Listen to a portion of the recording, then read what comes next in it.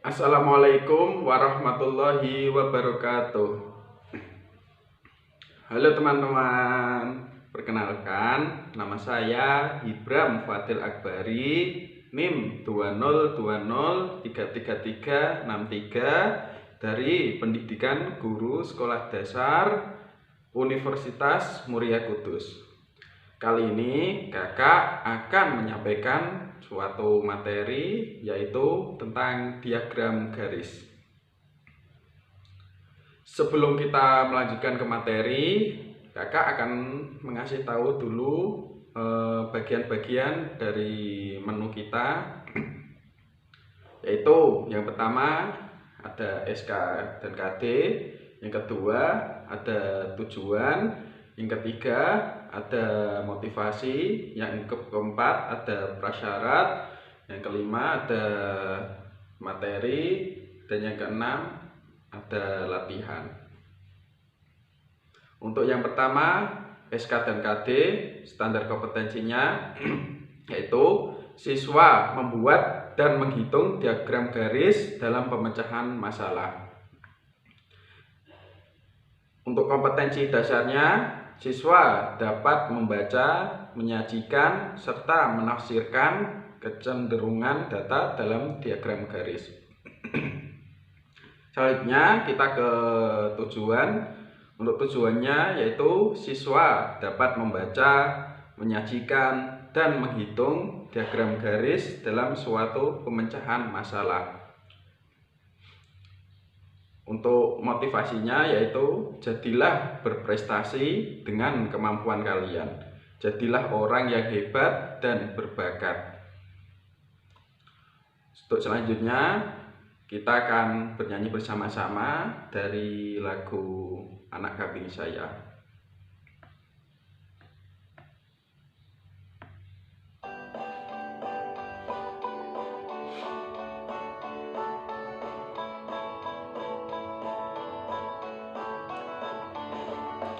Ayo semua kita belajar MTK materi diagram garis.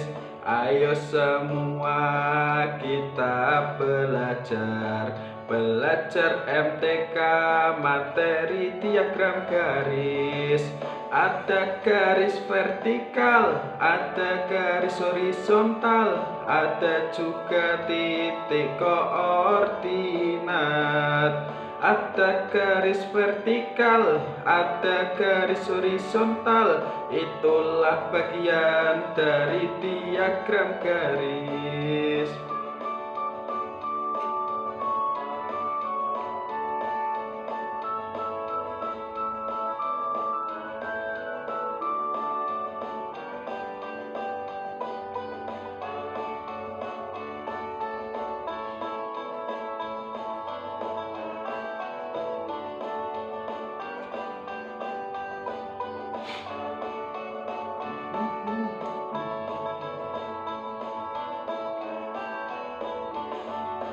Ayo semua kita belajar MTK materi diagram garis. Ayo semua kita belajar MTK materi diagram garis. Ada garis vertikal, ada garis horizontal, ada juga titik koordinat. Ada garis vertikal, ada garis horizontal, itulah bagian dari diagram garis. Yeay. Selanjutnya kita akan masuk ke prasyarat. Untuk prasyaratnya yaitu, halo teman-teman, nama aku SpongeBob. Kali ini saya akan menemani teman-teman yaitu belajar membaca dan menyajikan diagram garis. Lihatlah gambar di atas, disebut diagram apakah itu? Teman-teman, ada yang tahu nggak diagram di atas itu adalah diagram apa? Batang apa garis? Apa? Ya, betul. Gambar diagram di atas adalah diagram garis. Sekarang kita masuk ke pengertian diagram garis. Diagram garis adalah diagram berisi garis atau plot yang menghubungkan titik-titik data dan menunjukkan kuantitas dari data-data tersebut. Diagram garis berawal dari grafik batang yang diwakili oleh titik-titik data dan dihubungkan dengan garis. Cara membaca diagram garis yaitu yang pertama, judul diagram menunjukkan data yang disajikan pada diagram, yaitu data pelajaran yang disukai siswa kelas 6. Yang kedua, sumbu tegak pada diagram di atas menunjukkan banyak siswa. Adapun sumbu mendatar menunjukkan mata pelajaran yang disukai. Yang ketiga, titik-titik berwarna hitam menunjukkan letak data, misalnya banyak siswa yang menyukai mata pelajaran matematika, ada 10 siswa. Selanjutnya, kita akan menuju ke langkah-langkah membuat diagram garis. Teman-teman, ada yang sudah tahu langkah-langkah membuat diagram garis? Belum ya? Yuk mari kita cari tahu bersama-sama. Untuk yang pertama, cara membuat diagram garis adalah membuat garis sumbu tegak dulu atau garis vertikal dan mendatar atau garis horizontal. Yang kedua, menuliskan periode waktu pada sumbu mendatar, sedangkan pada sumbu tegak untuk menunjukkan nilai atau hasil dari sebuah pengamatan. Yang ketiga, menentukan titik koordinat sesuai periode waktu dan nilainya atau sesuai dengan data yang tersaji. Yang keempat, menghubungkan tiap-tiap titik koordinat dengan garis lurus. Yang kelima, memberi nama atau judul diagram garis berdasarkan data yang disajikan. Selanjutnya, kita akan menuju ke menyajikan data dengan menggunakan diagram garis. Di sini kakak mempunyai contoh soal, yaitu di sekolah Beni dan teman-temannya akan melakukan penimbangan badan. Penimbangan badan dilakukan dengan tujuan untuk mengetahui perkembangan kesehatan siswa. Lani memiliki catatan berat badannya selama 5 tahun, yaitu mulai umur 7 tahun hingga umur 11 tahun. Nah, di samping ini yang ada tabelnya yaitu data dari umur Beni, dari umur 7 tahun sampai 11 tahun. Untuk umur 7 tahun, berat badan Beni adalah 25 kg. Ketika umur 8 tahun, berat badan Beni adalah 28 kg. Ketika umur 9 tahun, berat badan Beni adalah 32 kg. Ketika umur 10 tahun, berat badan Beni adalah 33 kg. Ketika umur 11 tahun, berat badan Beni adalah 35 kg. Ketika kita sudah mengetahui data dari umur dan berat badan Beni, maka kita bisa membuat tabel yang berisikan pasangan dari data tersebut, yaitu pasangan dari umur dan berat badan Beni. Contohnya seperti tabel berikut ini: 7,25, 8,28, 9,32, 10,33, dan yang terakhir 11,35. Setelah itu, kita bisa membuat garis vertikal dan horizontalnya dulu. Setelah jadi, kita bisa menuliskan dari data-data tersebut dari mulai umur. Untuk umur, kita tulis di bagian garis horizontal, yaitu 7, 8, 9, 10, dan 11. Dan yang beratnya kita tulis di sumbu vertikal atau berdiri, yaitu 25, yaitu 0, 10, 20, 30, 40. Nah, nanti untuk garis vertikalnya itu titiknya disesuaikan dengan data berat badannya Beni. Ketika umur 7, berat badannya Beni adalah 25 kg. Maka kita tarik dulu, kita cari dulu garis horizontalnya, yaitu ketika umur 7 tahun. Ketika kita sudah menemukan angka 7, kita bisa tarik ke atas, kita cari titik yang menunjukkan angka 25. Berhubung di sini angkanya 20 dan 30, kita bisa taruh di tengah-tengahnya antara 20 dan 30. Selanjutnya, ketika umur 8, berat badan Beni adalah 28.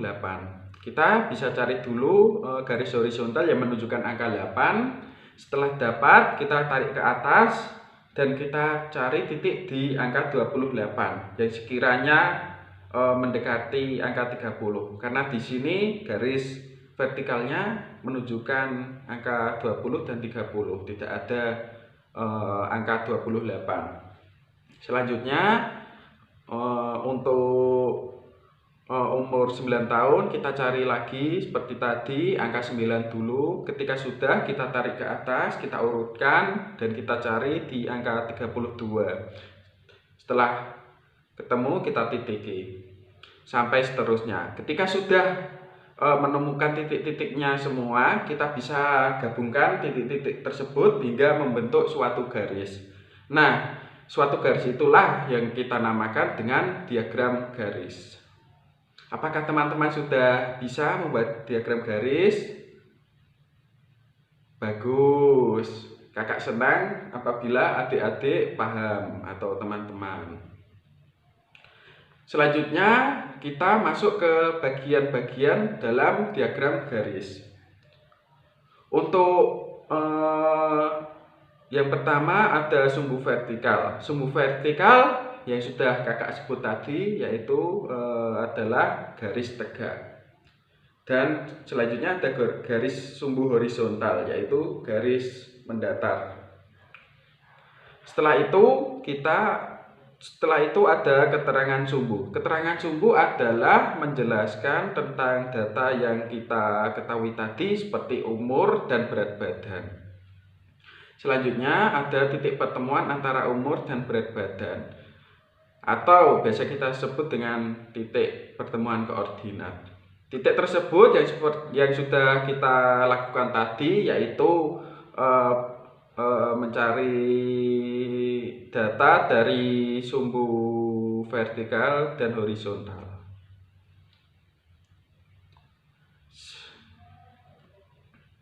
Nah, selanjutnya setelah kalian belajar bersama, kalian atau teman-teman sudah mengertikan cara untuk menyajikan data dalam bentuk diagram garis. Nah, jika sudah mengerti, yuk sekarang kita berlatih menjawab soal berikut. Soal yang pertama, dari diagram di atas, berapa sih jumlah siswa di kelas 3? Berapa?